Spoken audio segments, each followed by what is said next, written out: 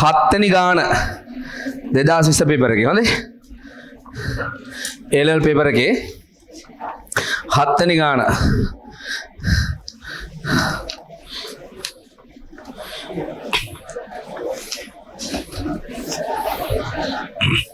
දැන් මෙහෙමයි ඉතින් කෑ ගහන්න බෑ හොඳේ අහන් ඉන්න ඕන ලෝහ කම්බියක් සඳහා ප්‍රත්‍යාබල වික්‍රියා වක්‍රය මොකද්ද දීලා තියෙන්නේ ප්‍රත්‍යාබල වික්‍රියා වක්‍රය දීලා තියෙනවා හරි මේක 2020 ලෙවල් 7 වෙනි ගාන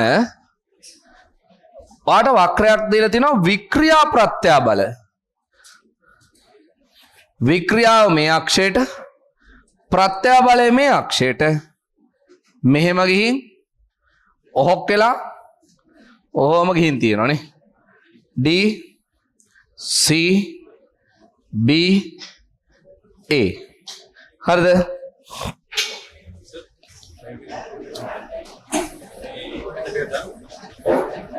හරි එතන අපිට කියන මුලින්ම අහනවා ලෝහකම් ABCD හා ABC හා D ලාක්ෂණික ලක්ෂ හඳුන්වන්න A කියන්නේ සමානුපාතික සීමාව හරි B කියන්නේ ප්‍රත්‍යක්ෂ සීමාව C අවනති ලක්ෂය D භේදක ලක්ෂය හරි අවස්ථා හතර ඔය එක හඳුන්වා දීමකට ලකුණු එක ගානේ ලැබිලා තියෙනවා එක හඳුන්වා දීමකට එක ලකුණ ගානේ හරිද ඊට පස්සේ කම්බිය C ලක්ෂය දක්වා C ලක්ෂයෙන් දක්වා ඇති අගය තෙක් මෙතෙන්ට එනකන් ඇද්දොත් ඇදලා ඇතරියොත් කම්බියට කුමක් සිදුවේද කියලා අහනවා. ඔයා දන්නවා. මේ තියෙන සමානුපාතික සීමාව, මේ තියෙන ප්‍රත්‍යස්ත සීමාව. ප්‍රත්‍යස්ත සීමාවට වැඩියෙන් ඇද්දොත් කම්බිය නැවත මුල් දිගට එන්නේ නැහැ. කම්බියේ අවසානයේදී විතතියක් ඉතිරි වේ. නැත්නම් කම්බිය මුල් දිගට නැවත නොපැමිණේ. හරි? මේක දීලා තියෙනවා කම්බිය එහි ආරම්භක දිගට නැවත නොයනු ඇත. හෝ අවසාන දිග ආරම්භක දිගට වඩා වැඩි වේ. හෝ කම්බියේ ස්ථිර විතතියක් ඇති වේ. හෝ කම්බියේ ස්ථිර විරූපණයක් ඇති වේ. ඔය ඕන එකකට ලකුණක් දීලා තියෙනවා. ලකුණු දෙකක් දීලා තියෙනවා. සෝරි. ලකුණු දෙකක් දීලා තියෙනවා නිවැරදි පිළිතුර. මම අර හෝ කියන්නේ අර පිළිගන්න පිළිතුරු කිහිපයක් මාකස් කීමේ දෙනවා. හරිද පුතේ? එහෙම ඒකට ලකුණු දෙකක් දීලා තියෙනවා. ඊට පස්සේ ප්‍රත්‍යාබල වික්‍රියා වක්‍රයෙන් මායිම් වන වර්ගඵලයෙන් නිරූපණය වන්නේ කුමක්ද? ප්‍රත්‍යාබල වික්‍රියා ප්‍රස්ථාරයේ වර්ගඵලයෙන් නිරූපණය වෙන්නේ මොකද? හරි බෑවමෙන් නිරූපණය කියන්නේ. බෑවමෙන් එන්නේ යම් මාපාංකය. මේක බෙදීම මේක යම් මාපාංකය. වර්ගඵලයෙන් එන්නේ ඒකීය පරිමාවක ගබඩා වූ වික්‍රියා ශක්තිය. ඒකේ විශේෂයෙන්ම සඳහන් කරලා තියෙනවා ගබඩා වූ ශක්තිය ලකුණු දෙන්නේ ඒකක පරිමාවක කියලා අනිවාර්යයෙන්ම තියෙන්න ඕන කියලා. ඒකක පරිමාවක ගබඩා වූ වික්‍රියා ශක්තිය. හරි? ඒකක පරිමාවක ගබඩා වූ වික්‍රියා ශක්තිය තමයි වර්ගඵලයෙන් ලැබෙන්නේ. හරිද? ඒකත් හරි කියමු. ඊට පස්සේ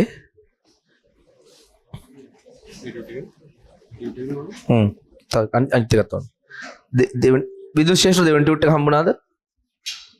විදුලි ශේෂ්ත්‍ර දෙවන හේතුත් ඇති. හරි? මද හම්බුණාද දෙවන ටියුට් එක? හරි. මද මේ අහන්න ගොඩනැගිලි සහ ව්‍යුහයන් ඉදිකිරීමේදී විශාල භාරයන් දරා ගැනීම සඳහා යකඩ බාල්ක භාවිතා කෙරේ. හරි? මේකෙත් මං හිතන්නේ උඩ ගහලා තියෙන යකඩ බාල්ක. එහා පැත්තේ හොල් එකේ නම් පේන්නම තිබුණා. දැන් තියෙනවද දන්නේ නැහැ. සීලින් ගහලානේ. හරි. යකඩ බාල්ක භාවිතා කෙරේ. දෙකලවරින් රඳවා ඇති ඍජුකෝණාශ්‍රාකාර හරස් කඩක් සහිත බාල්කයක් මතට ඒකාකාර ලෙස ව්‍යාප්ත වූ භාරයක් යොද ඇති විට බාල්කයේ ඉහළ කොටස සම්පීර්ණ වී දිගෙන් අඩු වේ. හරි? හොඳට තේරුම් ගන්න මේ කියන්නේ. හොඳේ? ඒක තමයි පළවෙනි දේ රචනා ප්‍රශ්නෙක. රචනා ප්‍රශ්නෙක කියන්නේ ඔක්කොම ග්‍රහණය කරගන්න එක. හරි මොකද්ද? ව්‍යුහයන් ඉදිකිරීමේදී විශාල භාරයන් දරාගෙන යකඩ බාල්ක භාවිතා කරනවා. ඊට පස්සේ කියනවා දෙකලවරින් රඳවා ඇති ඍජුකෝණාශ්‍රාකාර හරස් කඩක් සහිත බාල්කයක්. පුතා ඍජුකෝණාශ්‍රාකාර හරස් කඩක් සහිත බාල්කයක් කියලා කියන්නේ මෙන්න හරස් කඩ බාල්කේ. හරිද? ඔය බාල්කේ මෙහෙම තියෙන. ඔන්න ඔය වගේ තමයි බාල්කේ තියෙන්නේ. හරිනේ? එහෙනම් බාල්කයක් මේ බාල්කේ මතට බාරයක් යොදලා තියෙනවලු. මේ තියෙන බාල්කේ පැත්තෙන් බැලුවහම පේන්නේ මෙහෙමනේ. හරිද පුතේ? පැත්තෙන් බැලුවහම පේන්නේ කොහොමයි? දැන් කියනවා බාල්කයක් මතට ඒකාකාර ලෙස ව්‍යාප්ත වූ බාරයක්. ඒ කියන්නේ හැමතැනින්ම එක සමාන බාරයක් යෙදෙනවා. පොයින්ට් ලෝඩ් නෙමෙයි. හරිද? ඩිස්ට්‍රිබියුට් වෙච්ච ලෝඩ් එකක් තමයි එන්නේ මේකට. එහෙම කියලා අපිට කියන්නේ හොඳේ. කොහොම? පැතිරිච්ච බාරයක්. ඒකාකාර ලෙස ව්‍යාප්ත වූ බාරයක් යොද ඇති විට බාල්කයේ ඉහළ කොටස සම්පීර්ණ වී දෙකෙන් අඩු වේ. මොකද්ද? බාල්කයේ ඉහළ කොටස සම්පීඩනය වී දිගින් අඩු වේ. හිතන්න පොඩ්ඩක්. මෙතෙන්ට බාරයක් වටනහම මොකද වෙන්නේ පුතා? මේ බාල්කේ මැදින් පහත් වෙනවා. මැදින් පහත් වුණාම මේ බාල්කේ හැඩය මෙන්න මේ හැඩය. හෙනට වක්‍ර වෙලා පේන්නේ නැහැ. නමුත් යම් වක්‍රතාවයක් එනවා. කියන දේ තේරෙනවද පුතාලට? එතකොට වෙන්නේ බං මෙන්න මේක වෙන්නේ මොකද? ඇතුල් පැත්ත කොට වෙනවා. එළිය පැත්ත දික් වෙනවා. එහෙම වෙන්නේ නැහැ. මේ රේඛාවේ දිගට වඩා මේ දිග වැඩි කියලා වාට තේරෙනවද? එහෙම තේරෙනවද පුතේ? හරි. ඒ නිසා දරු තේරෙනවද මේ දිගට වඩා මේ දිග වැඩි කියලා? නැවෙනකොට මේක කොට වෙනවා. මේක දික් වෙනවා. මේ දිග දික් වෙනවා. හරි? එතන මේ බාල්කේ දිග L නෝට් නම් මෙන්න මේ දිග දැන් L නෝට්ට වඩා කුඩයි. මේ දිග දැන් L2 දැන් L නෝට්ට වඩා විශාලයි. ඔන්න කියන කාරණා. ඊට පස්සේ කියනවා අඩුවේ එලෙසම බාල්කේ පහළ කොටස ඇදී දිගෙන් වැඩි වේ. හරිද? එතකොට කියනවා බාල්කේ මැද ස්තරයේ දිග නොවෙනස්ව පවතින අතර මැද ස්තරේ මෙන්න මැද ස්තරේ අන්න මැද ස්තරේ ඒක දිග වෙනස් වෙන්නේ නැහැ. L නෝඩ් දිගම පවතිනෝ. තේරුණා පුතේ? L නෝඩ් දිගම පවතිනෝ. හරි? ඊට පස්සේ කියනවා එය උදාසීන අක්ෂය ලෙස හැඳින්වේ. නියුට්‍රල් ඇක්සිස් උදාසීන අක්ෂය කියලා හඳුන්වනවා. මෙන්න මේක. මේක උදාසීන අක්ෂය. උදාසීන අක්ෂය කියලා හඳුන්වනවා. හරිද? ආයෙත් අහලා. එතකොට මේ ඊට පස්සේ කියනවා පුතේ ඝනකම සිම්පල් D වූ යකඩ බාල්කයේ ඉහළ කොටස මත ඇතිවන බලවල ව්‍යාප්තිය දෙක රූපේ නිරූපණය කොට ඇත. දැන් මේ ඉහළ කොටසේ බල ටික කොහොමද ඇති වෙන්නේ කියලා. දැන් මේ මැද හරිය ඇදිලා නැහැනේ. ඇදිලත් නැහැ. මේ සංකෝචනලත් නැහැ. මේ මැද අක්ෂය නියුට්‍රල් ඇක්සිස් එක කියන්නේ උදාසීන අක්ෂය ඇදිලා සංකෝචන නැහැ. ඒ නිසා ඒක ස්ට්‍රෙස් වෙලා නැති නිසා ඒක ඇදෙන්නේ මුකුත් නැති නිසා බලය දෙන්නේ නැහැ. මෙන්න මේ ඇක්සිස් එක දිගේ බල නැහැ. තේරෙනවද කියන්නේ ආතති හෝ සම්පීර්ණ බල නැහැ. හැබැයි මේ උඩම හරිය ගොඩක් සංකෝචනය වෙනවා. යටම හරිය ගොඩක් ඇදෙනවා. උඩම හරිය සංකෝචනය වෙච්ච නිසා නේද? උඩම හරිය සංකෝචනය වෙච්ච නිසා උඩම හරියේ හරිද? උඩම හරියේ ගොඩක් ලොකු බලය එනවා. මේක තමයි මැදාරාක්ෂය. මැදාක්ෂය තමයි මේ තියෙන්නේ. හරිද? උඩම හරිය එනවා මේ බලය එන විදිය බලන්න. මෙන්න මෙහෙම තියෙන්නේ. ඔහොම. බැලුවොත් ආර දැක ගන්න පුළුවන් මේකේ ලක්ෂණේ තමයි මෙන්න මෙහෙම තියෙන බලන්න. ඊතල ඇවිල්ලා තියෙන ගානට රේඛාවකින් ඉවර වෙන විදියට. සාමාන්‍යයෙන් පුතා ඔය මේ ඉංජිනේරින් වලදී එහෙම මෙන්න මේ විදියට තමයි ඊතලවල දිගෙන් තමයි දක්වන්නේ කොච්චර විශාලත්වයක් තියෙනවද කියන එක්ක ප්‍රවේග වෙන්න පුළුවන් නැත්නම් මේ බල වෙන්න පුළුවන් ඕන එකක් අර පීඩන වෙන්න පුළුවන් මොන හරි අර ඊතලවල දිගෙන් තමයි දක්වන්නේ ඒක කොහොමද වෙනස් වෙන්නේ කියන එක. මේක මෙහෙට යනකොට බලය ඒකාකාරීව තමයි වැඩි වෙලා තියෙන්නේ. මේක බලන්න නිකන් රේඛාවකනේ තියෙන්නේ. ඇඳලා තියෙන්නේ. රේඛාවක ඇඳලා තියෙන්නේ. හරිද? රේඛීයව තමයි වැඩි වෙලා තියෙන්නේ මෙහාට යනකොට. පුතාලට මේ කියන කාරණා ටික තේරෙනවද? හොඳ ඒවත් ඇත්තටම යෙදෙනවා. හරි? ඊළඟ සීන්ස් එක තමයි මොකද්ද? කියනවා ඝනකම D ව්‍යාප්තිය නිරූපණය කරත රූපයේ පරිමාණය කියන්නේ මේ බාල්කයේ පරිමාණයට අඳලා නැතිලු. ඊට පස්සේ කියනවා මෙම රූපය ඔබගේ පිළිතුරු පත්‍රයේ පිටපත් කර බාල්කයේ පහළ කොටසේ ඇති වෙන බල ව්‍යාප්තිය ඇඳ දක්වන්න. දැන් ඔයාලට තේරෙන්න ඕන අහලා තියෙන්නේ පහළ කොටසේ තියෙන බල ව්‍යාප්තිය. හරි බල ව්‍යාප්තිය. ඒතර මේ වගේ එකක් අඳින්න ඕන පහළ කොටසට. හැබැයි තේරුම් ගන්න ඕන දේ මොකද්ද? ඉහළ කොටසේ ඇති වෙන්නේ මොන බලද? සම්පීඩන බල. පහළ කොටසේ ඇති වෙන්නේ මොන බලද? ආතති බල. එහෙනම් සම්පීඩන බල ඇතුල් පැත්තට මාක් කරනවා නම් ආතති බල මාක් කරන්න ඕන එළිය පැත්තට පුතේ. හරි එළිය පැත්තට තමයි ආතති බල මාක් කරන්න ඕන. ආතති බල මාක් කරන්න මෙහෙම එළිය පැත්තට. හරි ඔහොම. ආවෙ තියෙන්නේ. ඕක තමයි බලන්න. ඇඳ දක්වන්න කියලා තියෙනවා. ඉතින් ඒක බලමු. ඒක අඳිනවට ඊතල අවම වශයෙන් දෙකක්. වම් කෙළවරේ සිට වමට හෝ දකුණු කෙළවරේ සිට දකුණට හෝ දෙකෙළවරේම ඒ කියන්නේ ඇදෙන බල විදියට ලකුණු කරන එක ලකුණු එකක් හම්බ වෙනවා. හරි? බාල්කය තුලද ඊතල ඇඳිය හැකියි කියලා තියෙනවා මේ මාකින් ස්කීම් එකේ. එතකොට ඊතල ඇඳීමට මේ කෙළවරෙන් එළියට හෝ මේ කෙළවරෙන් මෙහෙම එළියට ඊතල ඇඳීමට ලකුණු එකයි. හරි? ඊට පස්සේ ඊතලවල දිග උදාසීන අක්ෂයේ සිට පහළට ක්‍රමයෙන් වැඩිවීම සඳහා ලකුණු එකයි. ඊතලවල දිග මෙහාට එන්න ක්‍රමයෙන් වැඩි වෙනට ලකුණයි. හරි? ඊට පස්සේ පෙන්න ඇති පරිදි ඊතල හිස් රේඛීයව වැඩිවීම සඳහා ඒ කියන්නේ බලන්න මේ ප්‍රොෆයිල් එකත් බලලා තියෙනවා. ඒ කියන්නේ මේ ඊතල මෙහෙම රේඛීය වැඩිවීම සඳහා ලකුණු එකයි. ඒතකොට ඒ ලකුණ අහිමි වෙනවා ඊතල ඇඳත් හරියට රේඛීයව පිළිවෙලට ඇදලා නැත්තම් ඒ ලකුණත් අහිමි වෙනවා. මම කියන තේරෙනවද? ඒතකොට ලකුණු සෙට් වෙන්නේ නැති විදිය. දැන් අපි හිතන් ඉන්නෝ ලියලා ආවහම හරි තමයි කියලා. නමුත් ඒ පොඩි පොඩි දේවල් බලන තැන් තියෙනවා. තේරෙනවද පුතේ? රයිට්. ඊට පස්සේ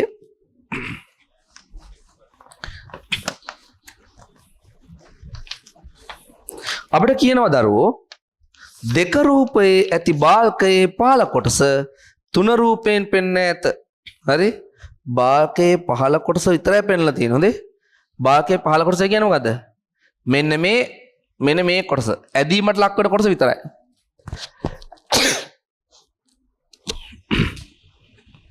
හරිද?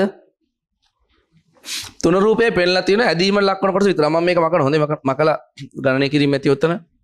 ඒ නිසා දැන් ඔයාලට තේරෙනවා උදාසීන අක්ෂයෙන් පහළ කොටස තමයි පෙන්වලා තියෙන්නේ මෙතන. හොඳේ? රයිට්. මේ බලන්න. මෙන්න මෙහෙම තමයි ඔන්.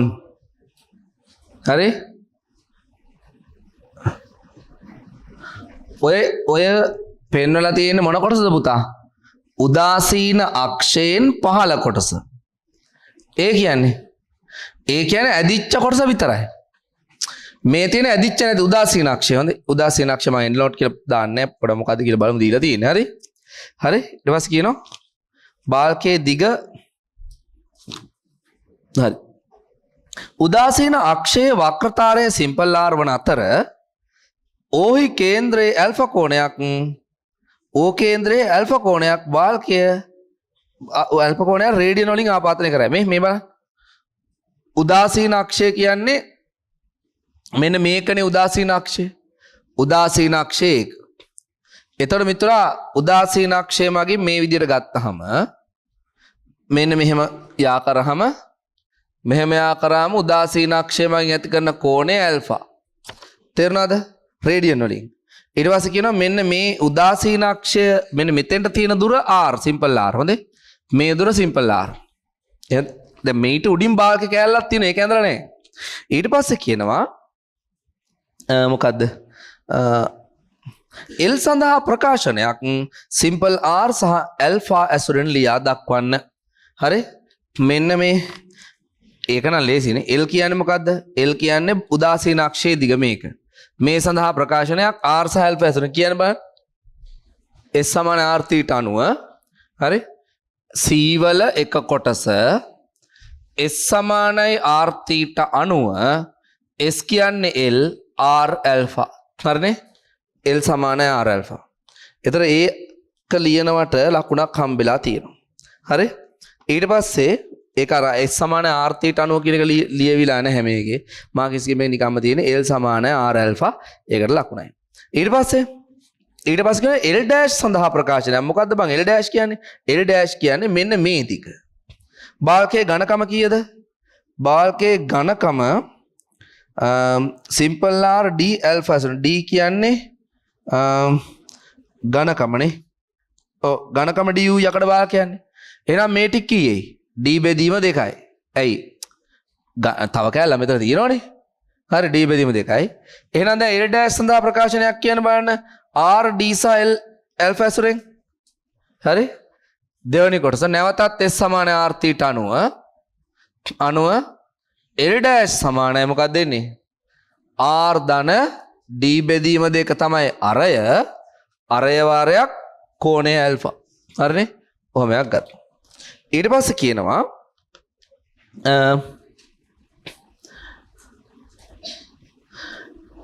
තුන බාල්කයේ පහළ කොටස මත පවතින වික්‍රියාවේ සාමාන්‍ය අගය D බෙදීම 4යි R මගින් ලබා දෙන බව පෙන්වන්න.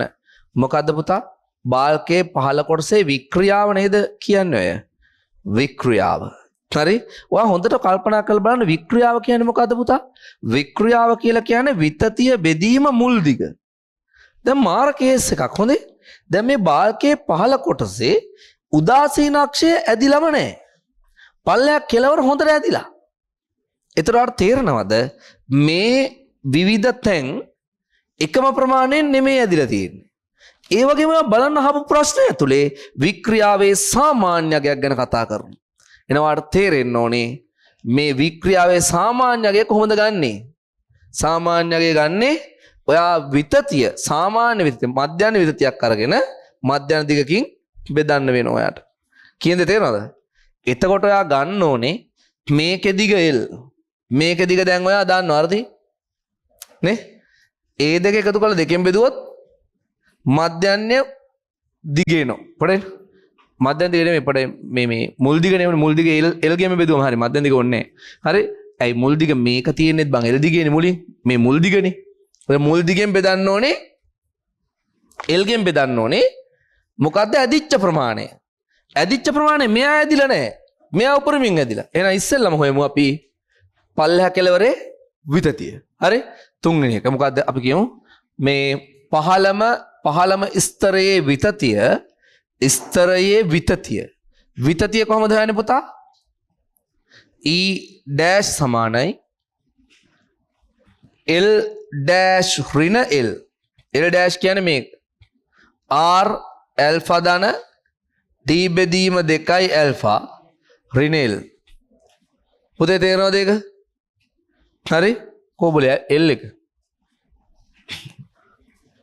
R alpha පුතේ උත්තරේ තියෙන්නේ D බෙදීම 4යි R කියලානේ. අන්න D සහ R ඇසුරෙන් විතරයි තියෙන්නේ. ඒ නිසා අපි මේ විදිහට ගමු. මොකද්ද? L dash කියන්නේ මේක. R alpha ධන D බෙදීම 2යි alpha. හරි නේද? ඊට පස්සේ ඍණ L කියන්නේ R alpha. හරිනේ? right. එහෙනම් ඕක තමයි ඇදිච්ච ප්‍රමාණය. මේක අයින් වෙලා ගියාම D alpha බෙදීම 2යි. ඔය මොකද්ද? විතතිය. මොකේ විතතියද? මේකේ. මේකේ විතතිය බිඳුවයි. එහෙනම් සාමාන්‍ය විතතිය කීයද? සාමාන්‍ය විතතිය සමානයි බිඳුව ධන D alpha බෙදීම 2 බෙදීම 2යි. ඇයි? වැඩිම විතතියත් අඩුම විතතියත් එකතු කරලා දෙකෙන් බෙද සාමාන්‍ය විතතිය ගන්න. එතන එනවා සාමාන්‍ය විතතිය D alpha බෙදීම 4ක් නේද? ඔය ඇත්ත. ඔය එන්නේ විතතියනේ වික්‍රියාව. එතකොට සාමාන්‍ය වික්‍රියාව කොච්චරද පුතේ? වික්‍රියාව සමානයි සාමාන්‍ය විතතිය බෙදන්න ඕන මුල් දිග L ගෙන්. හරි? L කියන්නේ R alpha නේද? ඔව්. L කියන්නේ R alpha නිසා D alpha බෙදීම 4 වාරයක් R alpha. මෙන්න alpha කැපෙනවා. අන්න උත්තරේ එනවා. උදුවම් මේ උ. නේ? හරි. ඊට පස්සේ බලන්න.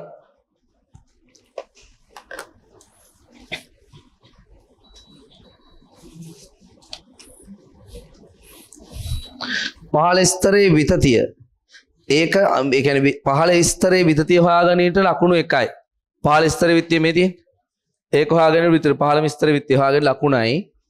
ඊළඟට බාල්කේ පහළ කොටසේ විතතියේ සාමාන්‍ය හොයාගන්න ලකුණයි. මේකට ලකුණයි. විතතියේ සාමාන්‍ය හොයාගන්න ලකුණයි. ඊළඟට බාල්කේ පහළ කොටසේ වික්‍රියාවේ සාමාන්‍ය අගය හොයන්න ලකුණයි. එතකොට ඒකට ලකුණු 3ක් වෙන් වෙනවා. හරි? විතතිය නොයදුණු එල් දිගෙන් බෙදීම සඳහා තමයි මේ ලකුණ හම්බෙලා තියෙන්නේ. ඒ ලකුණු 3ක් හම්බ වෙනවා. හරි?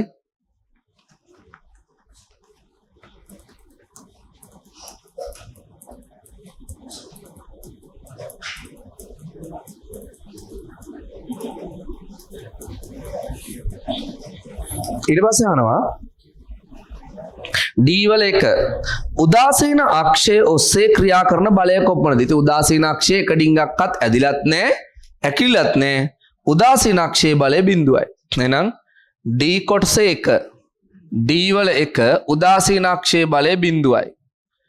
D වල 2 බාල්කයේ පහළ කොටස මත ක්‍රියා කරන ආතන්‍ය බලයේ සාමාන්‍ය අගය. මේ මුළු කොටස මත තියෙන ආතන්‍ය බලයේ සාමාන්‍ය අගය F නම් පහළ කොටසේ පතුලේ ස්තරයේ පිටි ස්තරය ඔස්සේ ක්‍රියා කරන බලය කොපමණද? මේ සෙට් එකේම සාමාන්‍ය බලය F. අපි දන්නවා මෙතන ඇදිලා නැහැ. බලය බිඳුවයි. මෙතන උපරිමයෙන් ඇදිලා. බලය උපරිමයි. ඉතින් මෙතන තියෙන උපරිම බලය මෙතන තියෙන උපරිම බලය F උපරිම. ඉතින් මේ උපරිම බලයයි බිඳුවයි එකතු කරලා දෙකෙන් බෙදුවම නේද සාමාන්‍ය බලය එන්නේ. එහෙනම් බිඳුව ධන F උපරිම බෙදීම 2 සමානයි F සාමාන්‍ය බලය. එහෙනම් උපරිම බලය කීයේ? 2F. එහෙනම් මේ පහළම ස්තරයේ බලය 2F. පහළම ස්තරයේ බලය 2F. ස්තරයේ බලය සමානයි 2F. හරියම නියමයි. ඇත්ත. ඊට පස්සේ කියනවා ඒකට ලකුණු උදාසීන අක්ෂය දිගේ ක්‍රියා කරන බලය බිඳුවේ කියලා ලියන්න ලකුණයි. හරිද? ඒක නිකම්ම බිඳුව කියලා නෙමෙයි මාකර් ස්කීම් එකේ තියෙන්නේ. උදාසීන අක්ෂය දිගේ ක්‍රියා කරන බලය සමානයි බිඳුව කියලා. හරිද? ඊට පස්සේ බාල්කයේ පහළ කොටසේ පහළ ස්තර දිගේ ක්‍රියා කරන බලය සමානයි 2F. හරි? ඒ දෙකට ලකුණු හම්බෙලා තියෙනවා. හරි? ඊට පස්සේ බාල්කයේ පළල W සහ යකඩවල යම් මාපාංකයේ y නම් F බලය F සමානයි මේක බගින් ලබා දෙන බව පෙන්වන්න. F කියන්නේ මොකද්ද? සාමාන්‍ය බලය. එතකොට F බලය. ඉතින් අපිට පුළුවන් නේද යම් මාපාංකයක් අමුලන නම් බං මේකට ලේසි වැඩේ තමයි මොකද්ද? F බෙදී මේ සමානයි යම් මාපාංකේ වාරයක් E බෙදීමෙල් දාන එක. ඔයා පහළ කොටසේ මධ්‍යන්නේ විතතිය හොයාගත්තද? ඔව් නේද? වික්‍රියාව හොයාගත්ත මේ. මේක D බෙදීම 4R තමයි වික්‍රියාව. යම් මාපාංකයක් දන්නවා එහෙනම් ප්‍රත්‍යාබලය හොයාගත්තා නම් හරි. නේ? එහෙනම් පහළ කොටසේ බාල්කයේ පහළ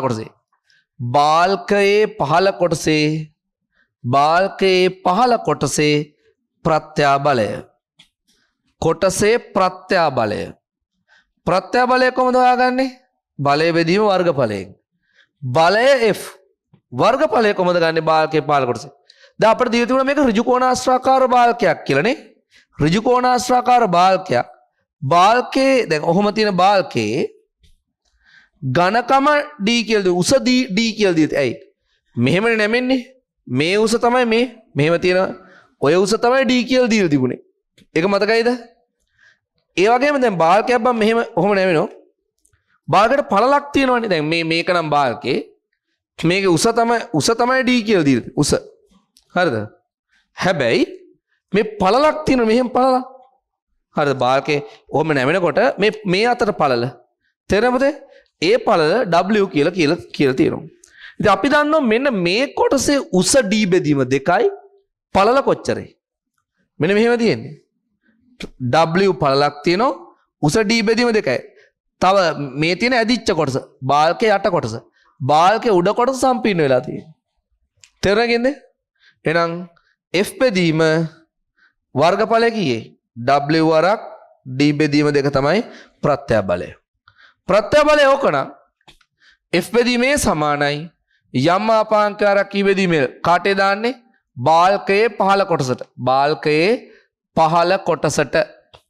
දැන් මම ප්‍රත්‍යා බලය F වරක් F බෙදීම W වරක් D බෙදීම දෙක සමාන යම් මාපාංක වාරයක් පහළ කොටසේ වික්‍රියාව D බෙදීම 4යි R. හරිනේ? F නේද අහන්නේ? ඔව් F අහන්න. F සමානයි W මෙහාට වැඩි කරා ඊට පස්සේ D වර්ග y බෙදීම මේ දෙකෙන් වැඩිනවා 8යි R නේ. හරි. තේරෙනවද?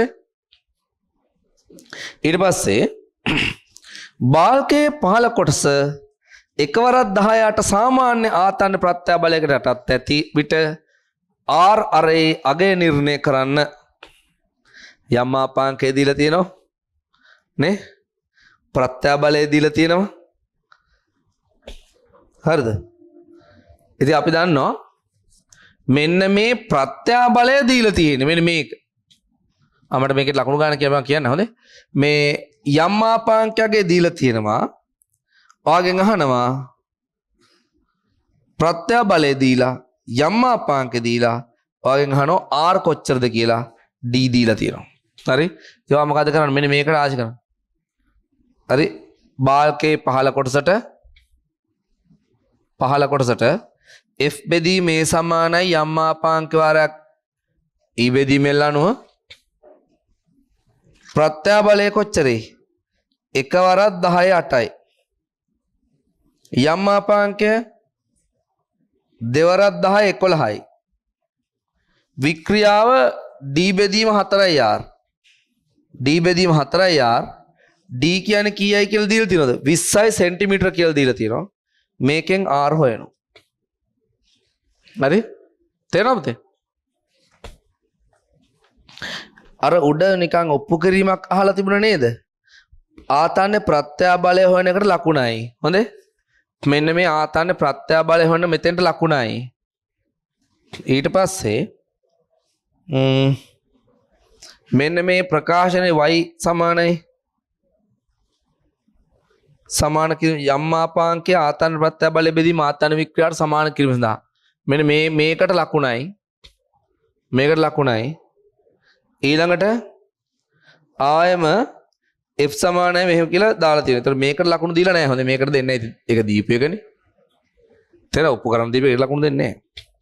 ඊට පස්සේ යම් මාපාංකය සමාන ඊළඟ එකේ කරන්න ඕන මොකද? මෙන්න මේක. යම් මාපාංකය සමාන ආතන්න ප්‍රත්‍යා බලය බෙදීම ආතන්න වික්‍රියාව කියලා දාලා ආදේශ කළා R හොයනකොට R ට එන්න ඕන මීටර 100ක්. R ට මීටර 100ක් එන්න ඕන සුළු කරාම එතකොට ආදේශය සඳහා ලකුණක් හම්බෙලා දෙනවා. මේ රාශීන්ට ආදේශ කිරීම නිවැරදි ආදේශයට ලකුණයි. ඒ ආදේශ කිරීමේදී SI එක වලින් ආදේශ කරලා තියෙන ඒකක සටහන් කරලා නැහැ. ඒකක සටහන් කරන්න ඕනේ මීටර එහෙම කියලා ඕනේ. අංක විතරයි තියෙන්නේ. එතකොට ලකුණයි. ඊට පස්සේ අවසාන උත්තරය දෙනකොට මීටර 100යි කියලා ඒක මේක ඕන ඒකකේ ඕනමයි. ඒකට ලකුණු දෙකයි. අවසාන උත්තරේ ලකුණු දෙකයි. නිවැරදි ආදේශ ලකුණයි. ආදේශයට ලකුණයි මේ ඩීටා තාච කරන්න ඕනේ. ආදේශයට ලකුණයි උත්තරෙට ලකුණු දෙකයි. හරි? එහෙම යන්න. ඊළඟට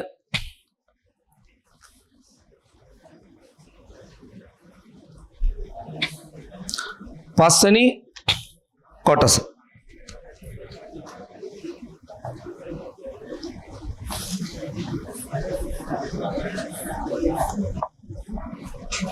කොබලි ගාන මෙති L සමානයි 5 නම් ඇල්ෆාහි අගේ රේඩියන් වලින් නිර්ණය කරන්න. ඉතින් බල දැන් R 100යි කියලා ගත්තා. L 5යි. ඇල්ෆාගේ අගේ අහනවා. නේ රේඩියන් වලින්. දානවා දැන් මොකද්ද? පස්වෙනි කොටස L සමානයි R ඇල්ෆා L මීටර් 5යි R මීටර් 100යි නම් ඇල්ෆා හෙව්වා. ඇල්ෆා කීයේ රේඩියන්? 0.05 රේඩියන්. ඔන්න කෝණය. හරිද? දැගන්නේ ඊළඟට cos ඇල්ෆා බෙදීම 2 සමානයි 0.99940 සලකමින් බාල්කේ උදාසීන අක්ෂයේ මධ්‍ය ලක්ෂයේ පාතනය ගණනය කරන්න. හරි? උදාසීන අක්ෂයේ මධ්‍ය ලක්ෂයේ පාතනය. පාතනය කියලා කියන්නේ පල්ලෙහාට කොච්චරක් ගියාද කියන එක. දැන් උදාසීන අක්ෂය තිබුණේ මෙහෙම. හරිද?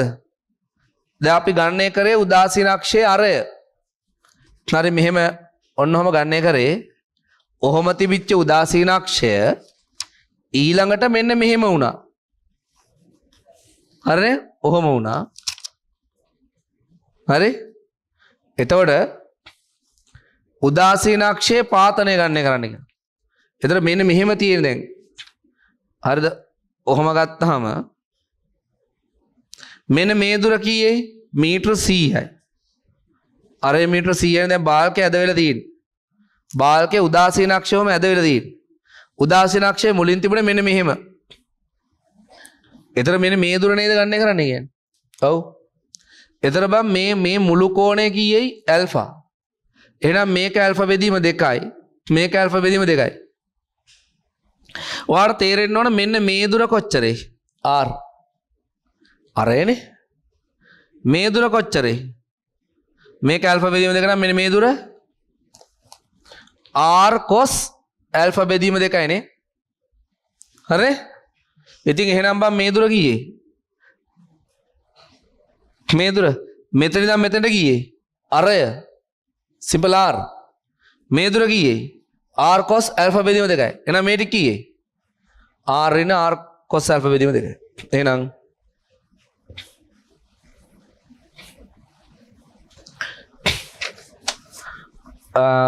උදාසීන අක්ෂයේ මධ්‍ය ලක්ෂයේ උදාසීන අක්ෂයේ මධ්‍ය ලක්ෂයේ පාතනය පහළට යාම වෙන්නේ මොකද? පාතනය සමානයි R ඍණ R cos ඇල්ෆා බෙදීම 2යි. R එළියට ගත්තා 100යි. එක ඍණ cos ඇල්ෆා බෙදීම 2යි එකට අගයක් දීලා තියෙනනේ. 0.9997. එහෙනම් ඉතින් 100 වාරයක් එක ඍණ 0.9997. හරි? ඒ අනුව වෙනවා 100 වාරයක් 0.0.0.03. හරි? එතකොට එන්නේ 0.03 මීටර. ඔක නේද එන්නේ? ඒ කියන්නේ සෙන්ටිමීටර් 3යි. 0.03 මීටර සෙන්ටිමීටර් 3යි. එතකොට ඒකේ අර මෙන්න මේ රේඩියන් ගාන හොයන එකට දීලා තියෙන ලකුණක්. හොඳේ? අරය හොයලා මෙන්න මේ රේඩියන් ගාන මේ අවසාන උත්තරේ ලකුණක් දීලා තියෙනවා. ඊළඟට මෙන්න මේ පාතනය මෙච්චරයි කියලා ප්‍රකාශනයේ ලියන එකට ලකුණක් දීලා තියෙනවා. හොඳේ? නෑ ලකුණු දෙකයි. ඒ ප්‍රකාශන ලකුණු දෙකයි. ප්‍රකාශනයේ ලියලා ඊළඟට ආදේශ කළ උත්තරේ ගන්නවට ලකුණයි. මේකට ලකුණු දෙකයි. මේකට ලකුණයි. ඔන්න ලකුණු බෙදිච්ච විදිය. හරි? ඊට පස්සේ අහනවා ඔයාගෙන්. ඊට පස්සේ අහනවා යකඩ වලින් සාදා ඇති ඍජු කෝණාශ්‍රාකාර බාල්කයක් I හෝ H හැඩය ඇති බාල්කයක් රූපේ පෙන්ව ඇත. ඇත්තටම මේ යකඩ බාල්ක තියෙන්නේ ගොඩක් ඔයාලා දැකලා ඇති. එක්ක H හැඩයෙන් නැත්නම් I හැඩයෙන්. හරිද? H හැඩයෙන් නැත්නම් I හැඩයෙන්. නේ? මෙහෙම තියෙන්නේ. මෙහෙම තියනව වෙනුවට ඔහොම නෙමෙයි තියෙන්නේ. ක්‍රොස් සෙක්ෂන් එක මෙහෙම නෙමෙයි තියෙන්නේ. හරස් කඩය. හරස් කඩේ තියෙන මෙන්න මෙහෙමයි. මෙහෙම ඇවිල්ලා ඔන්න ඔහොම තියෙන. මේක I section එකක් ඔහොම. හරි? එතකොට ඔන්න වගේ එකක්. හරිද? I හැඩේ තියෙන මේකේ. ඔය HN එහෙම කියලා කියන්නේ. ඒ HIනුයි Iනුයි එක නෙමෙයි හොඳේ දෙකක්. I section කියලා වෙනම තියෙනවා X section කියලා වෙනම තියෙනවා. ඒකට මේ මට ටක්කටම නම් මතක නැහැ. දැන් ඉගෙනගෙන වලක් කල් හොඳේ. මොකද මම සිවිලුත් නෙමෙයි කරේ අනිත් එක මම මෙකනිකල් කරේ. මුල් අවුරුද්ද ඉගෙන ගත්තා තමයි තියෙන්නේ. මේකේ මේ මතක විදියට මෙන්න මේ උසට වඩා වැඩි නම් I section එක.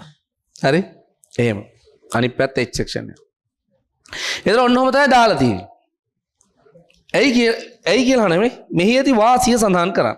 දැන් යකඩ ඔය මේ ස්ට්‍රක්චරල් ස්ටීල් කියලා තියෙන අලි තඩි බාල්ක දාලා හදන පාලම් හදනකොට දැන් මේකෙත් දාලා තියෙන අලි තඩි බාල්ක මම දැක්කා එහා පැත්තේ.